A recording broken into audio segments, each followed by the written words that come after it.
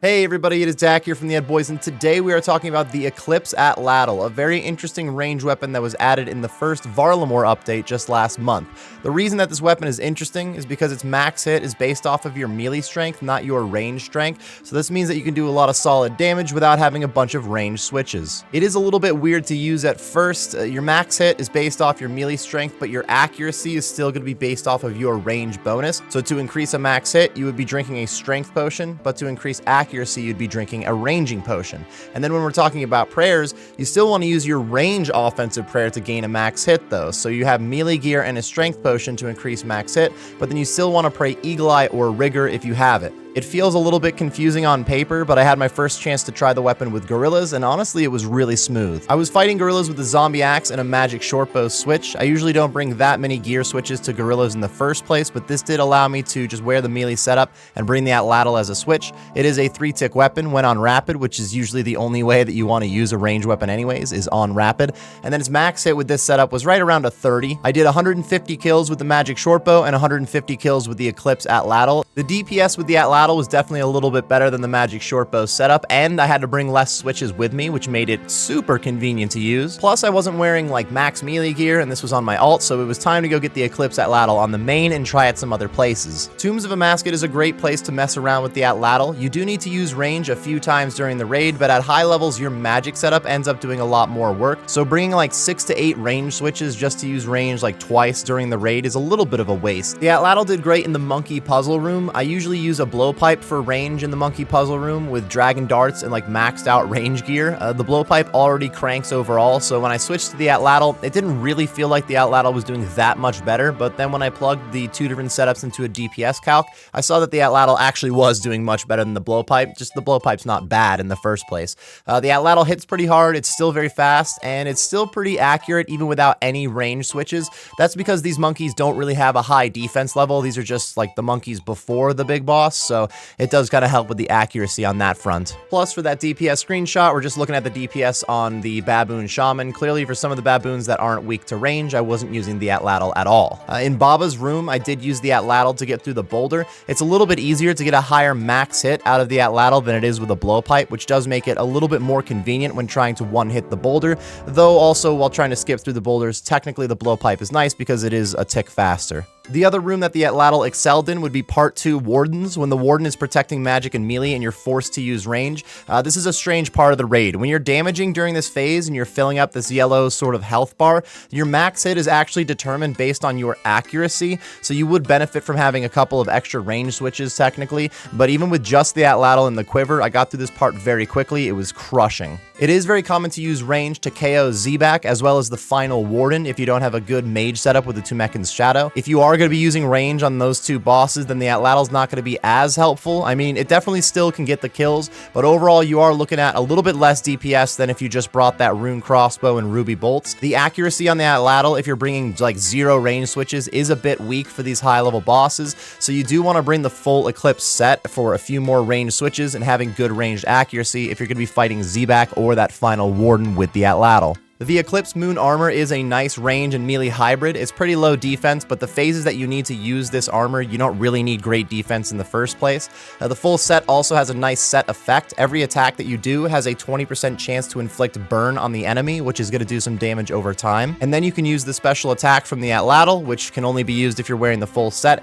It's going to take all of the remaining burn damage that's on the opponent and then increases your max hit with that attack, which can hit pretty hard. The set altogether does add some pretty good DPS, and apparently it's also very cool for PKing, but overall it's a little bit slow using the Atlatl to kill the big bosses. I did send a level 500 invocation run later that night on stream while using the Atlatl to save space. It was really nice for being able to bring in a lot of potions, but unfortunately not even the Eclipse Atlatl could save me from my own clicks. It was getting pretty late in stream at this point. The Theater of Blood is another raid which uses all 3 attack styles. Teams will generally split up different roles amongst the players, so some players are focused on melee DPS, some are range DPS, and then others are freezing and bringing a magic DPS setup. Each player on the team will be bringing each attack style, specifically for the Nilo room, but since I'm not usually the range DPS, I don't have to use a lot of range during the run, and then I end up bringing like 5 or 6 range switches just to use the range attacks like twice, which is not really a great use of inventory space. This seemed like a perfect time to try try out the Atlatl. Realistically, the only place that I'm using range during the full Theater of Blood run is the Nilo room. The Atlatl is one tick slower than a blowpipe. Your max hit can be a little bit higher with the Atlatl, but the blowpipe is still strong enough that it's going to be better against these little Nilos. So for the range DPS, if you're that range DPS role, then I would stick to a blowpipe instead of the Atlatl in here. I only needed range for the big Nilo boss though, and the Atlatl is pretty solid for that. You can get 2 to 3 attacks in on the boss before it switches colors again, and then it's still pretty accurate without any range switches, since the Nilo boss doesn't have super high defense. It is convenient damage. It's clearly not as much damage as a twisted bow would be getting me at this point.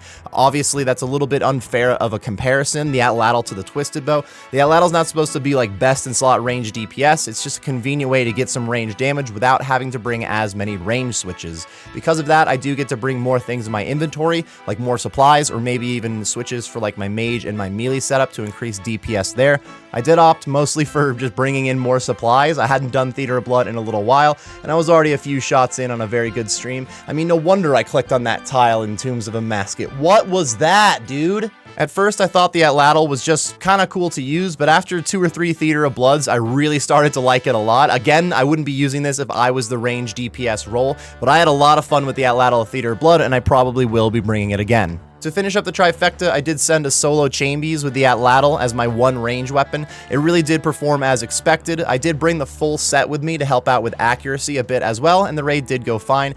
Well, the Atlatl did fine, I should say. I hadn't sent a solo Chambers of Xeric in a while, so I was pretty foolish. I didn't have a pickaxe. I had to use the iron pick at Guardians. I had to run back to get my lance for the Vasa room, and then look at me resetting this hand, dude. What am I doing? I did use the Atlatl for Shamans, Tightrope, Mystics, Vasa, and of course Olm's Head. I was most interested in the Vasa room and how Olm's Head would go. Vasa was not too bad, mostly because I opened up with that 61 Dragon Warhammer, which is some pretty solid DPS. It did take me 3 crystals to get through the fight, which isn't too bad. I did hit a 0 on the Atlatl spec that I had a chance to send, so it could have been even quicker. But also, if I missed that Dragon Warhammer hit, never mind if it wasn't a 61. Like, 1 damage is still very helpful because lowering its defense. If I didn't lower any defense on Vasa, I definitely would have been in there a lot longer. I knew that the head phase would be a little bit weird with a 3-tick weapon, and I definitely tanked too much damage just trying to find a solid rhythm. Luckily, I had enough potions to deal with it since I didn't have a full inventory of switches in the first place. Unfortunately, you do have to get within melee distance to be able to use the special attack on the Atlatl, and you can't get close enough to Olm for that to work, so you can't spec Olm with the Atlatl, which misses out on some pretty good DPS. The Atlatl got the job done DPS-wise. Clearly, the T-bow is still best in slot here, and then a Bofa is also really ridiculously good. And then even if we're specifically talking about Olm's Head, the Dragon Hunter crossbow also is insane.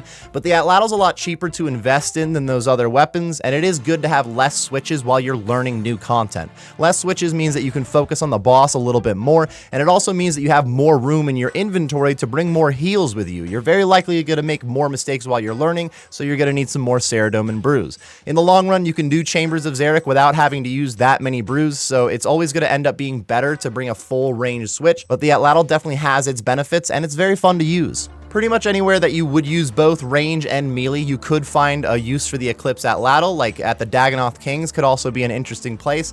Nex had piqued my interest as well, but it's not accurate enough, and it's not long range enough to really be worth it over a rune crossbow, and the rune crossbow with ruby bolts is going to be hitting a lot of hundreds, which means just in general, the rune crossbow and ruby bolt can out DPS the Atlatl against a lot of bosses. The Eclipse set is also very interesting for PKing, since the spec can hit super hard and it accumulates burn damage while you're setting that up, and that's all packed into a pretty inexpensive weapon that's not too hard to get for Iron Men. Probably collecting Atlatl darts is the worst part for Iron Men at the moment. So overall, I gotta say the Eclipse Atlatl is a very cool add-on, one of the many cool parts of the Varlamore expansion. If you enjoyed the video or just got some useful information, be sure to like and subscribe for more content. Thank you for watching, and best of luck on your grinds, everybody.